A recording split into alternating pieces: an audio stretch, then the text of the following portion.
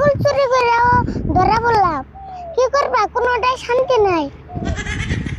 কাকা আমি এই খেতে গেলে বাদ দিব না, অন্য কিছু করার নেবো। অন্য কিছু কি করবি? কোনোটা তো বিশ্রে পাইতেছি না।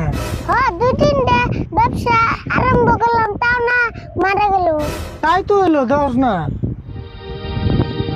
লাস্টে ছাগল চুরি করেও ধরা পড়লাম, কি করবা কোনোটাই শান্তি নাই। কি করবি এখন? উপায় নাই।